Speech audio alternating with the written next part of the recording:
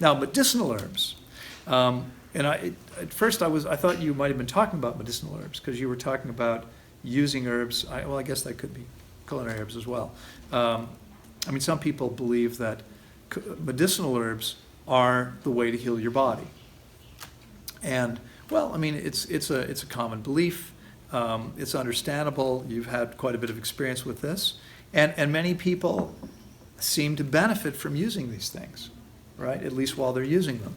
Well, that's not surprising. Remember that all medicinal substances are toxic substances which the body reacts to in a way that provides symptomatic relief. That's how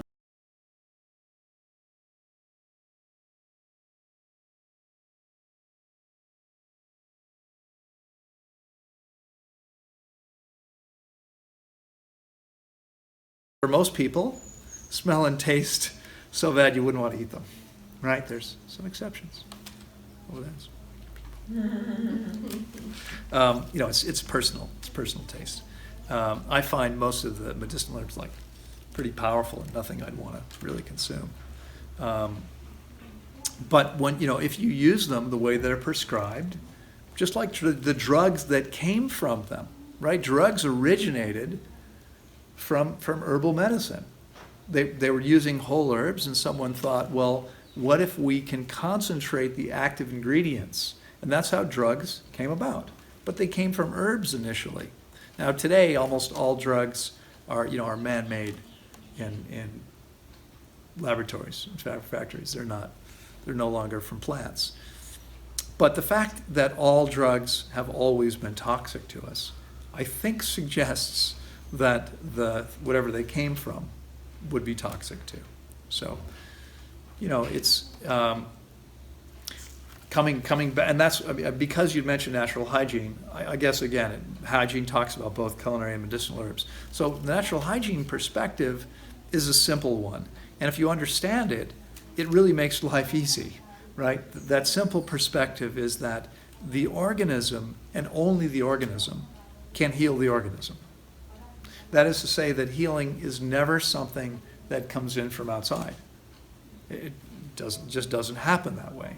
If it looks like something is healing us, then we have to understand that all it's really doing is treating, suppressing symptoms in some way. Because healing is always a power of the organism. Okay? You can think about a broken bone. I mean, is there something you can take to make the bone heal faster? Can a doctor make the bone heal faster? No. I mean, what a doctor can do is, with a compound fracture, is put the pieces back where they belong. Right? If you break your leg and it's like this, right, and there's a piece of bone sticking through the skin, you probably don't want to just let it heal on its own, because that might be problematic. Right? You might have trouble walking ever. But if you put it back, so what doctors do, what orthopedic surgeons do, is they put the bones back where they belong, and then they might put a cast around that so that it will stay there while it has time to heal. And there's absolutely nothing wrong with doing that. And in a compound fracture, it's probably a good idea. In a hairline fracture, is it necessary? Well, so far in let me see if I can count real quickly, 7, 9, 12, 14 experiences, no. I've broken 14 bones. I've never had a cast. Everything works just fine. Some of my fingers are no longer straight. You might be able to see that. These 3 fingers, those 2, and this one are no longer straight. But they still work. I can use them. They do everything they need to do. It's true. It was painful when I realized that my hand modeling career had come to an end. But, there it is.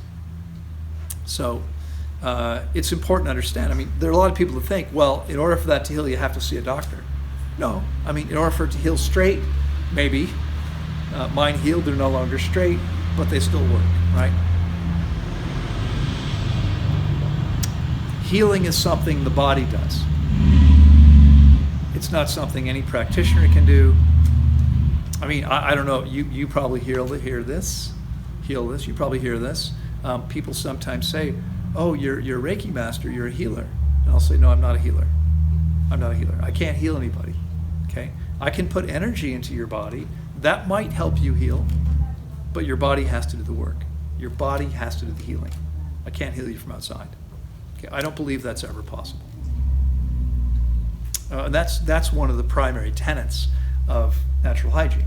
And so when you understand that, if I just got a message, we talked about turpentine yesterday morning, I think it was, and I got a message today from a guy who said, he's interested in coming to fast, and he was telling me a story. He said, one of the things, I've tried all these things to heal. I drank turpentine and burned my esophagus, as a result. I'm like, gee, what a surprise. But, there are people out there that will swear that turpentine will heal you. Okay, there are people out there that swear that drinking your own pee will heal you. Okay, these things can't heal you because nothing can heal you. And so if they appear to, they're somehow, they're stimulating your body, they're suppressing symptoms, there's some reaction where you're getting relief, but that's not the same thing as healing. Okay? Did that? Yeah. Yeah, so you didn't really talk about spices, and also if all animals smell herbs and think to avoid them, and insects as well, how come they're enticing to our palates? Well, I'm not suggesting that all animals smell herbs and are repelled by them. Okay. What I said was that herbs are focused on repelling their primary predators, which are insects. Okay. Insects are the primary predators for these little green plants. They're not. It may well be that a deer might come along. I have no idea if deer eat basil, but a deer might come along and eat the entire plant at one time. Mm-hmm. But how often do deer come along and do that? Right? I mean, there's a giant forest and only so many deer. The deer is only going to be in this particular spot every so often. But the insects are there all the time. There's more insects than everything. I think you guys were here when I talked about ants 10 days ago or so. No? Didn't I tell you some cool things about ants? No? Okay. Well, I'll tell you one of the cool things about ants. I know lots of things about ants. There are more ants. The mass of the ants in the tropics is greater than the mass of all the other animal species put together. Holy shit, that's a lot of ants. Think about that, right? That's crazy. So plants whose primary predators are insects, which is true for most plants, their primary predators are likely to be insects, they've got to be on guard all the time. Where it may not be possible to try to protect yourself. I mean, it is possible, but there are plants that protect themselves from things like bears and deer. Poison ivy very effectively protects itself. Okay? But what it's doing, in order to make a ruschiol, it might require more of its energy and raw materials. And so it has less available to do other things like grow and reproduce. It's a question of how to use the various things that it has available to it. Anybody familiar with, you might be familiar, Tennessee's not, I think, part, but you're close, with kudzu. Anyone know kudzu? I know kudzu. Yeah, you probably do, don't you? That's the bookcase talking, I think. Or maybe it's the author behind the bookcase. That's Blair over there. So kudzu is a plant that was brought in on purpose from Japan to try to deal with some, I forget why exactly they brought it in, but they brought in this plant. And it's a vine, and it grows unbelievably fast. I mean, like you can stand there and watch it grow. Chinese, actually. It's in the Chinese pharmacy. Is it Chinese?